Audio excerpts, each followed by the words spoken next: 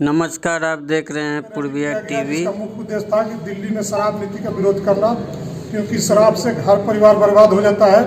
और इसी परिप्रेक्ष्य में हम बातचीत करते हैं कि दीपक सिंह सोम जी बताइए कि दिल्ली में शराब के जगह जगह ठेके खुले हैं, इस पे आपकी क्या, पार्टी का क्या एम है और आपका क्या है, इस पे आप हमारे दर्शकों को बताइए। सर्वप्रथम तो मैं समस्त देशवासियों को बसंत पंचमी के पावन पर्व की बहुत बहुत बधाई और शुभकामनाएं देता हूं।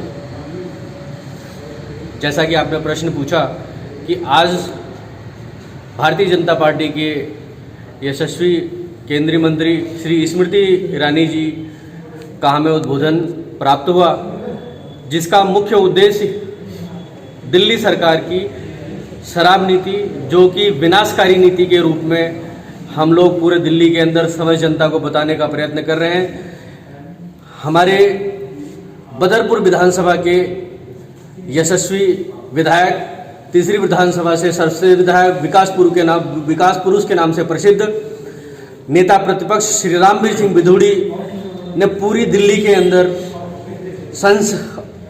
अपना जो है सदन से लेकर सड़क तक निरंतर लोगों को जगाने का प्रयास किया है। तकरीबन 350 ठेके ऐसे हैं जो कि गुरुद्वारे, मस्जिद, मंदिर और स्कूल के आसपास रहें, जिनको हमारे यशस्वी नेता प्रतिपक्ष ने विरोध करके रुकवा रखा है। तकरीबन हजारों की संख्या में ठेके खुल रहे हैं, 550-600 के आसपास ऑलरेडी ठेके खुल चुके हैं। तो मैं हमारे नेता प्रतिपक्ष श्री रामवीर सिंह बिधूड़ी की ओर से समस्त जनता का हृदय से धन्यवाद व्यक्त करता हूं। और केंद्रीय मंत्री श्री स्मृति ईरानी ने आज जो वक्तव्य दिया है वह सुनने के लिए यहाँ पर सैकड़ों की संख्या में बदरपुर विधानसभा से ओम विहार वार्ड की महिलाएं, पुरुष, युवा साथी एकत्रित हुए, जो कि सभी का एक ही स्वर में एक ही नारा था कि इस विनाशकारी नीति को किसी भी कीमत पर हम बदरपुर विधानसभा के ओम विहार वार्ड में लागू नहीं होने देंगे, चाहे उसके विरोध के लिए हमें अपनी जान ही क्यों ना देनी पड़े। नहीं, ये शराब की नीति जो अभी चल रही है दिल्ली प्रदेश में, जो दिल्ली सरकार द्वारा एक वार्ड में 3 या 4 मिनिमम खोलने का इरादा है।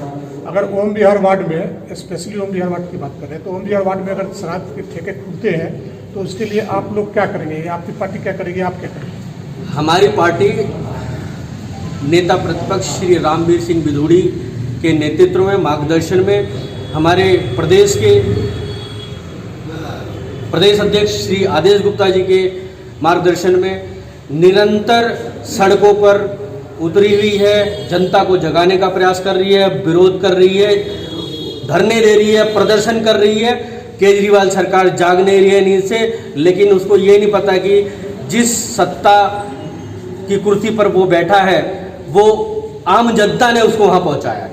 उस मदहोश होकर के वो ये चाह रहे हैं कि दिल्ली को नर्क में भेज देंगे, तो ये कदापि होगा नहीं। चाहे जनता को एकत्रित करके हमें केजरीवाल के घर का घेराव करना पड़े, चाहे सदन का घेराव करना पड़े, पूरी बदरपुर की जनता एक स्वर में हमारे नेता प्रतिपक्ष श्री रामवीर सिंह बिधूड़ी के साथ है। और हम सभी लोग आश्वस्त हैं कि एक न एक दिन केजरीवाल जागेगा और इस विनाशकारी नीति को वापस लेगा। 2017 में भी आपने चुनाव लड़ा था किसी और पार्टी से, आज हाल फिलहाल में अभी भाजपा में है आप, तो क्या भाजपा में अगर पार्टी टिकट आपको देती है, क्योंकि आपका कोशिश है कि टिकट मिले, प्रयास कर रहे हैं, अच्छी बात है, होनी भी चाहिए, क्योंकि राष्ट्रीय पार्टी है, राष्ट्रीय पार्टी से जुड़ना हर कोई चाहता है, आप भी चाहते हैं, क्योंकि उसमें क्या होता है कि आने के बाद सर्वांगीण विकास का ज़्यादा संभावना रहती है। अगर पार्टी आपको इस वार्ड से टिकट देती है तो इस वार्ड में आपकी क्या क्या योजनाएं हैं जिसको आप अभी तक नहीं हुआ और लागू करना चाहते हैं? सर्वप्रथम तो मैं आपको अवगत करा दूं, मैं बाल्यकाल से स्वयंसेवक हूं, मैं पार्टी में आया नहीं। अच्छा। मैं जब युवावस्था में था, 10वीं क्लास से ही मैं आरएसएस का एक सिपाही हूँ। आरएसएस के साथ में बजरंग दल में जिम्मेदारी रही मेरे पास, विश्व हिंदू परिषद में महामंत्री और सहमंत्री रहा मैं। मेरे नेतृत्व में विश्व हिंदू परिषद का जो है स्वर्ण जयंती महोत्सव एक मनाया गया था, जिसके अंदर मुझे अध्यक्षता करने का सौभाग्य प्राप्त हुआ और पूरे दिल्ली प्रदेश में बदरपुर विधानसभा के अंदर मेरे नेतृत्व में रथ यात्रा का कार्यक्रम आयोजित हुआ, जो कि पूरी दिल्ली में नंबर 1 पे रहा था। चाहे आप यहाँ के जितने भी पदाधिकारी हैं, आप उनसे संपर्क करके इस जानकारी को ले सकते हैं। साथ ही उसके पश्चात मैं गौवंश भारतीय जनता पार्टी के गौवंश प्रकोष्ठ का जिले का संयोजक रहा हूँ। मैं ये कहना उचित है कि मैं भारतीय जनता पार्टी में हूँ। भारतीय जनता पार्टी मेरे रग रग में बसती है। अन्य पार्टियों के लोग मेरे घर में बैठे रहे, लोगों ने मुझसे विनती करी कि मैं उनकी पार्टी को ज्वाइन कर लूँ। मैंने स्पष्ट संदेश दिया कि मैं भारतीय जनता पार्टी का वो सिपाही हूँ जिसकी रग में हिंदुत्व बसता है, तो वो मैं किसी अन्य पार्टी को ज्वाइन नहीं करूँगा। पिछली बार मैं चुनाव दूसरी पार्टी से जरूर लड़ा, लेकिन वो पार्टी भी भारतीय जनता पार्टी की सहयोगी पार्टी थी, एनडीए का हिस्सा थी। इस पार्टी से इसलिए मैं चुनाव लड़ा और मैं आप लोगों को बता दूं, पार्टी यदि मुझे टिकट देगी तो मैं चुनाव अवश्य लड़ूंगा। मेरा स्पष्ट एक मत है कि हमारे इस ओम विहार वार्ड के अंदर पिछले विगत 20 वर्षों से जो भी यहाँ पे जनप्रतिनिधि चुनकर गए, उन्होंने चुने जाने के पश्चात, चुनने से पहले उनको वोट चाहिए कॉलोनी वासियों का, चुनने के पश्चात वो हमारी कॉलोनी को तरफ देखने नहीं जाते। जो जनता की समस्याएं हैं, आप लोग पत्रकार हैं, मैं आप लोगों के माध्यम से पूछना चाहता हूं कि ये जनता जो है उनसे जवाब मांगेगी जब इस बार वो चुनाव में आएंगे, चाहे वो किसी भी पार्टी से आए, जनता उनको बताएगी। जनता तो जवाब मांगेगी, वो तब मांगेगी। आपकी योजनाएं क्या है? मेरी योजनाएं हैं, मैं दिल्ली का सबसे सुंदर, साफ, स्वच्छ, बेहतर वार्ड इस वार्ड को बनाना चाहता हूं। मेरे मन में एक पीड़ा है कि जब मैं छोटा था तब से लेकर अब तक हमारी कॉलोनियां जो है वो गंदगी के नर्क को भोगती रही हैं।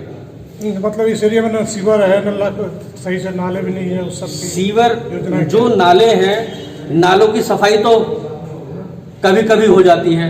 सफाई है जो एमसीडी के अंतर्गत आने वाली जितनी भी चीजें हैं उसको मैं आश्वस्त करना चाहता हूं, चाहे उसके लिए मुझे कुछ भी करना पड़े, मैं वो करके दिखाऊंगा। कह नहीं रहा, धरातल को उतार के दिखाऊंगा। सबसे सुंदर, स्वच्छ, साफ वार्ड इस प्रदेश का मैं ओम विहार वार्ड पे बना के दिखाऊंगा, यदि मुझे यहाँ पे एक बार अवसर प्राप्त होता है तो। बहुत बहुत धन्यवाद बातचीत करने के लिए।